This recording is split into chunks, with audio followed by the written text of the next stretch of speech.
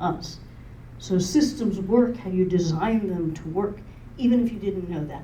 Let's do a stroll down memory lane, all right?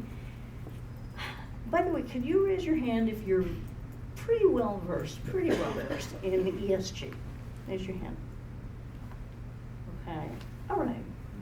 So we'll do some definitional stuff, and then we'll talk about ESG. Analysis. No such thing as investing.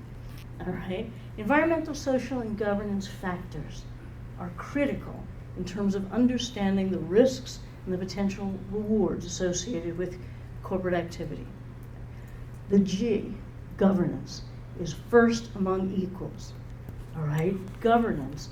If governance is good and inclusive and forward-thinking, you have to look at the E and the S. The company has to look at environmental, social, and governance issues. But the G is first among equals. Because again, you're not looking at the ESG, you're not looking at governance. It's tautological. And so that's kind of what I try to get in people's heads when it comes to ESG. It's an analysis. Now, years ago, let's go back to the idea of legacy. There's an organization called the SASB, the Sustainability Accounting Standards Board. SASB was intended to put out some standards for disclosure. Not ratings, not rankings, not guidelines, standards for disclosure, right? So SASB was a beautiful piece of infrastructure. And we started creating this is 20 years ago. So that's where stuff, before SASB started to get messed up, really messed up. So when you think about analyzing corporations, you have to think about your values. And when you think about, as an investor, you've got to think about your values. So ESG and sustainable investing and socially responsible investing kind of started with the nuns, okay? The Catholic and the Episcopal nuns were really having an issue with the investment of GM and apartheid.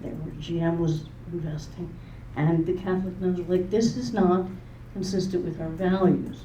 And so they filed a shareholder resolution to go after GM to get out of apartheid, to get out of the market. And so this was the first time we actually saw this.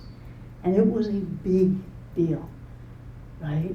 So you see the faith-based investors saying, this is not consistent with our values.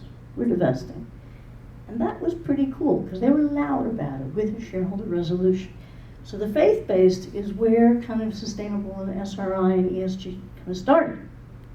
And then the thoughtful move in. And they see what's going on, like, this is kind of cool, this is interesting. What does this imply to the risk of the company if a large organization divests, the company has less capital, cost of capital goes up? That's not good. And so, again, the thoughtful are coming in. After that,